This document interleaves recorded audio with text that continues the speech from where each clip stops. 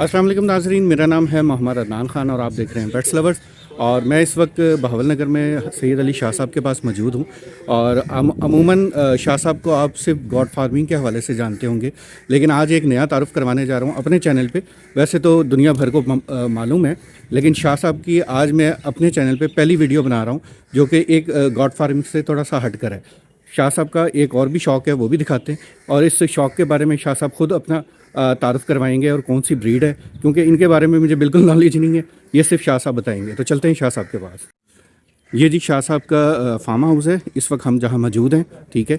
और वो पीछे घर है जहाँ से हम बैठे हुए थे, और ये सामने जो है गॉड फार्म है सारा शाह साहब का। और ये यहाँ पे उनकी जो है चारा वगैरह लगा हुआ है। और शाह साहब इस वक्त हम यहाँ पे मौजूद हैं जहाँ कबूतर रखे हुए हैं। तो हमारे साथ ज़ुबैर भाई भी मौजूद हैं, कारी साहब भी मौजूद हैं, शाह साहब भी मौजूद हैं। अस्सलाम वालेकुम शाह साहब। सलाम दुआ तो हमारी काफ़ी देर से है, लेकिन ये व्यूवर्स के लिए है सलाम। और आपको तो सिर्फ गॉड फार्मिंग के हवाले से अमूमन जो है नाम लिया जाता है, लेकिन आपकी जो ये वाली ब्रीड है और जो आपका शौक़ है, इसके बारे में दोस्तों को बताएं ज़रा। सर, ये हमारे पास होमिंग पिजन्स हैं यहाँ पे, ठीक है, चलें। डिफरेंट ब्लड लाइन से हैं, ठीक है। और शल्लू काट देसी जाओ खोल के बाद। इसमें नॉर्मली ये 4 आपके शेड्स बने हुए हैं। ठीक है। इसमें ब्रीडिंग सेक्शन है हमारा। ठीक है। इसमें हमारे पास इंपोर्टेड बर्ड्स हैं जिनकी हम ब्रीड आगे करवाते हैं, जो बेल्जियम से और इंग्लैंड वगैरह और जर्मनी वगैरह की ब्लड लाइन हैं।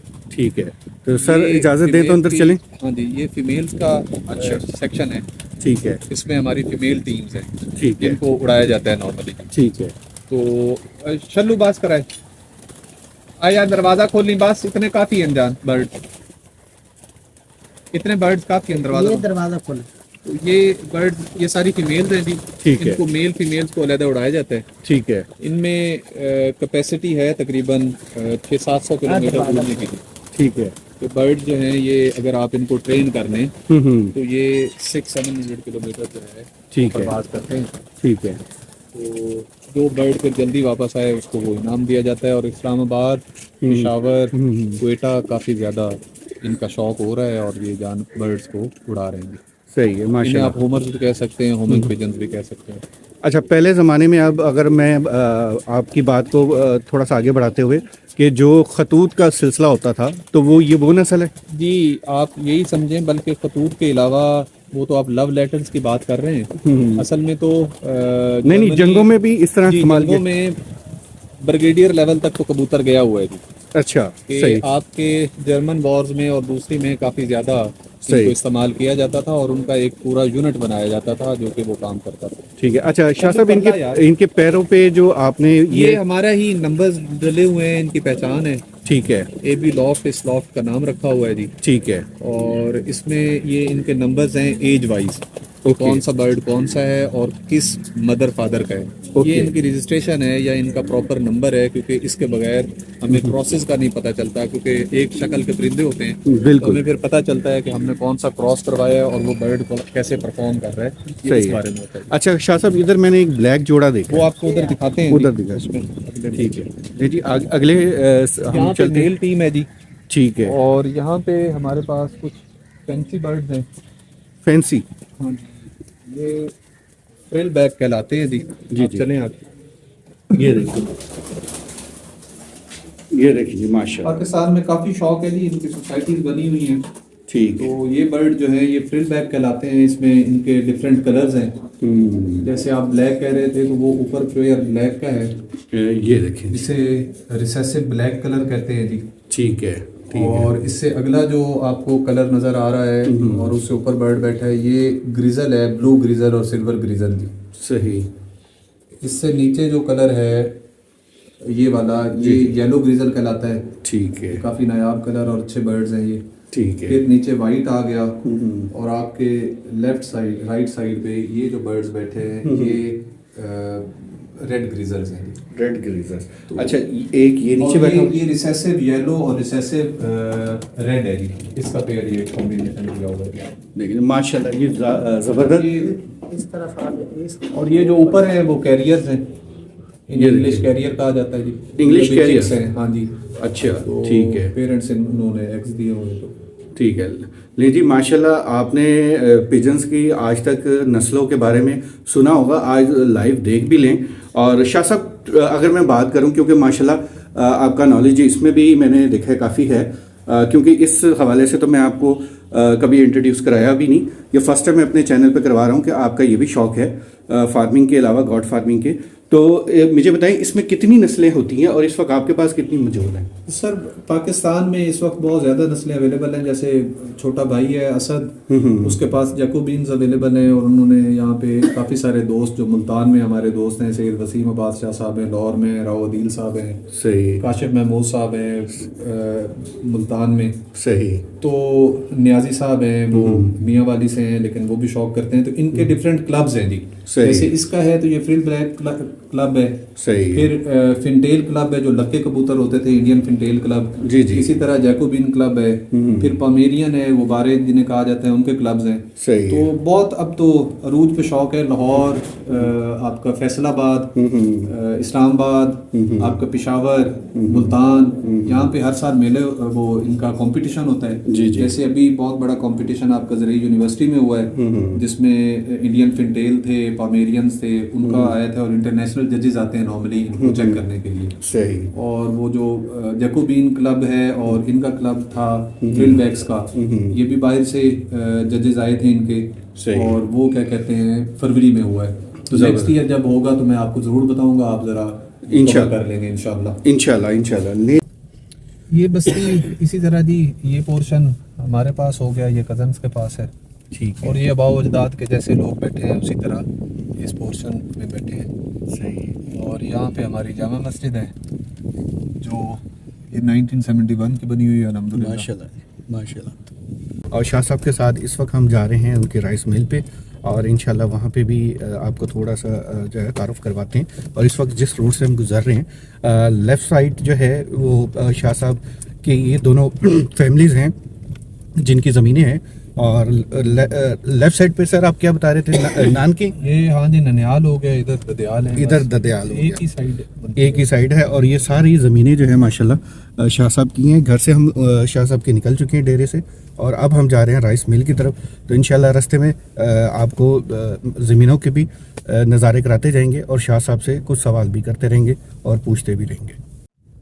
और ये स्कूल वगैरह की सारी ज़मीनें शमीनें आगे से आ जाएंगी। ये गवर्नमेंट स्कूल्स हैं, हाई स्कूल है बॉयज़ का, उधर पीछे ठीक है, गर्ल्स स्कूल है अल्हम्दुलिल्लाह। और ये सारा यूनिट जो है ये हमारा और रिलेटिव्स का, ये ज़मीन सलाइन थी जिसमें फ़िश फार्मिंग स्टार्ट की गई थी, और अल्हम्दुलिल्लाह वो एक अब पूरा एक बना हुआ है। यहाँ पे काफ़ी सारे फ़िश फार्म्स हैं जिसमें वो नॉर्मली तलापिया फार्मिंग और लोकल फार्मिंग हो रही है। सही है।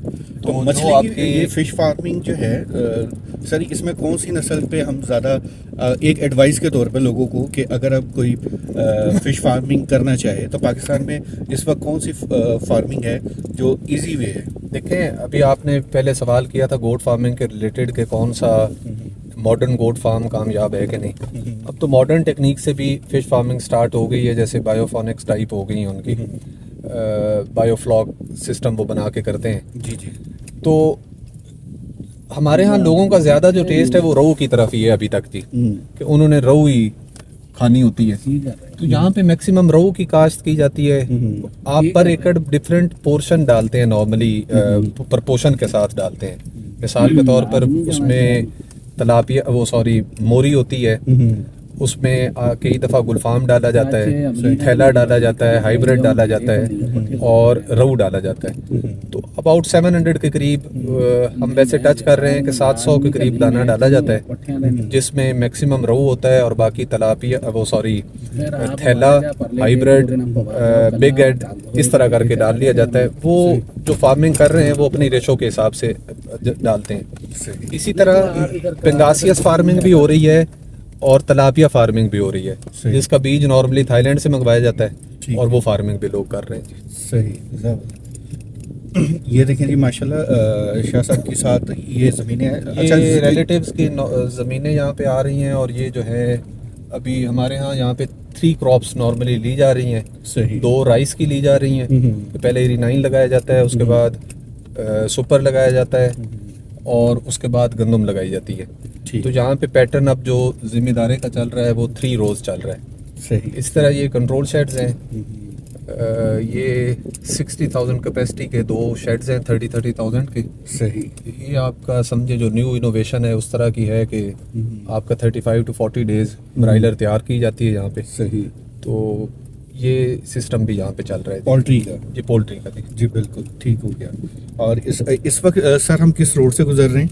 ये हमारे गांव को जो अप्रोच करती है, 2 रोड्स अप्रोच करते हैं। ये मिंचनाबाद रोड पे निकलेगी सही। और वहाँ से 3 किलोमीटर पे बावन नगर आ जाता है। सही। तो 2 रोड्स हमारे गांव को टोबा कलंदर शाह को करते हैं। एक आरे वाला रोड से आता है सही। और एक ये मिंचनाबाद रोड से आता है। सही। उसके बाद शहर आ जाता है। ठीक है। शहर से तकरीबन को 11 किलोमीटर पे हम लोग बैठे हैं जी। ये जी 11 किलोमीटर दूर है और अभी हम जा रहे हैं, जाहिर है 11 किलोमीटर। अभी राइस मिल कितनी दूर है सर? तो 5 किलोमीटर। 5 किलोमीटर। 5 किलोमीटर का भी सफ़र है। तो हम यहाँ पे वीडियो को स्टॉप करते हैं और अब करीब जाके जो है हम आपको वहाँ पे ज्वाइन करते हैं इंशाल्लाह। जी इस वक्त हम आ चुके हैं राइस मिल के करीब और तकरीबन चंद किलोमीटर का फासला है, मिलीमीटर का मेरे ख्याल से। और ये बोर्ड भी मैं आपको दिखाता हूँ इस वक्त हम कहाँ से गुजर रहे हैं। और यहाँ से तकरीबन चंद किलोमीटर के फासले पे शाह साहब की राइस मिल है। शाह साहब किस नाम से है हमारी राइस मिल? ये जी मदीना राइस मिल के नाम से है। मदीना राइस और बहावन नगर जो है जी ये इसमें पार बॉइल्ड राइस जिसे सेला कहते हैं या पक्की बासमती कहते हैं, जी जी, उसमें बावन नगर को काफ़ी मकाम हासिल है जिस तरह उकाड़ा को हासिल है। माशाल्लाह। तो यहाँ पे बेसिकली वो पक्की बासमती या सेला कहें या इंग्लिश में पार बॉइल्ड राइस कहें, वो तैयार होते हैं। और यहाँ पे काफ़ी यूनिट्स लगे हुए हैं और बहुत बड़ा काम होता है राइस के हवाले से। और आपके बाहर वाले मुल्कों में एक्सपोर्ट लोग करते हैं, वो यहाँ से ख़रीद के करते हैं। सही। तो ये हमने 2006 में यूनिट लगाया था यहाँ पे। काफ़ी ठीक काम है। पैडी वगैरह भी बहुत आती है जो आपके चावल बनाने में आसान होता है। और यहाँ से ट्रांजिशन हुई थी कि पहले हमारा एरिया वीट बेल्ट के तौर पे, सॉरी कॉटन बेल्ट के तौर पे इस्तेमाल होता था और अब जो है वो राइस बेल्ट आप समझे कि ये बन गई है। ठीक है। एक इंडस्ट्री डेवलप हुई है बहावन नगर में, हारूनाबाद में, चिश्तिया में, जो ये पार बॉइल्ड राइस के लिए। उसकी एक ये वजह भी है जी कि पार बॉइल्ड राइस के लिए आपको थोड़ा कड़वा पानी भी चाहिए, सही। क्रिस्टलाइन वाटर चाहिए जिसके TDS ज़्यादा होंगे उतना आपको फ़ायदा होगा। सही। और एट द सेम टाइम आपको मीठा पानी भी चाहिए। तो इत्तेफाक से यहाँ पे हमारे पास वो कड़वा पानी भी अवेलेबल है और मीठा पानी भी है। तो इसलिए इस एरिया में काफ़ी ज़्यादा डेवलप हुई राइस फैक्ट्रीज जी। जी। और ये देखिए जी हम माशाल्लाह पहुँच चुके हैं राइस मिल। और ये सामने गालिबन गोदाम है सर। ये सारे गोदाम हैं और गोदाम है इनके। यहाँ पे माल को स्टोर किया जाता है और इसके पीछे जो है वो यूनिट है, आपको यहीं से यूनिट दिखा देते हैं। डस्ट होगी तो ये ऑटोमेटिक यूनिट इस तरह होता है जी कि इसका जो सबसे पहला पोर्शन है जी जी सामने वहाँ जो लड़का काम कर रहा है वहाँ पे ये पैडी डालते हैं जी। ठीक है। और फिर जो पहला एलिवेटर नज़र आ रहा है और लड़का ऊपर वो जो धुआं सा नज़र आ रहा है वो इसे प्री स्टीमिंग करवा रहा है जी। ठीक हो गया। ये हर एक बोरी को 1 मिनट के लिए स्टीम दी जाती है। ठीक है। जिसे प्री स्टीमिंग कहा जाता है। इसके बाद जो नीचे आपके कोन्स नज़र आ रही हैं ये वेसल्स हैं, इनमें ये माल आ जाता है और ये 1 दिन के लिए यहाँ पे पानी में इसको जैसे आप कहें दम दिया जाता है धान को। ठीक है। तो यहाँ पे 1 दिन के लिए रखा जाता है। ठीक है। उससे आगे जो आपको धुआं नजर आ रहा है अगले उसे चैम्बर, उसे कुकिंग टावर कहा जाता है। ये वाला। हाँ जी, जो तीसरे नंबर पे है उसे कुकिंग टावर, जहाँ से धुआं निकल रहा है। जी जी। यहाँ पे बेसिकली सकिंग ऑफ मॉइस्चर किया जाता है। 1 मिनट के लिए हर एक बोरी को स्टीम दी जाती है ताकि उसका मॉइस्चर सक किया जाए और उसको सुखाया जाए जी। ठीक है। उससे जो अगला आ जाता है साथ वाला चैम्बर, उसे चैम्बर ड्रायर कहा जाता है। ये 2 जो है। और उसके आगे जो 3 खड़े हैं वो कॉलम ड्रायर्स हैं। ठीक है। यहाँ पे चावल को सुखा के धान को सुखाया जाता है और सुखा के फिर बिन्स में आ जाता है जी। ये राइस मिल है और यहाँ पे ये चावलों की बोरियाँ और उसकी मूजी की जिसको कहते हैं वो सारी रखी हुई हैं। और ये ऊपर सारा शाह साहब ने बता दिया। अब गाड़ी से हम बाहर निकल आए हैं, सामने गोदाम है और अगर ज़रूरत पेश आई तो इंशाल्लाह अंदर से दिखा देंगे। वैसे तो अंदर सारा काम हो रहा है। तो अभी फ़िलहाल हम यहीं पे हैं और देखते हैं शाह साहब के साथ अभी अंदर गुफ्तगू जारी रहेगी, तो आप वीडियो में ज्वाइन रखिए। अभी हम गाड़ी से उतरे हैं, गाड़ी शाह साहब अंदर चले गए। ये राइस मिल है और हम कोशिश करते हैं यहाँ पे अब हम क्लोज़ करें।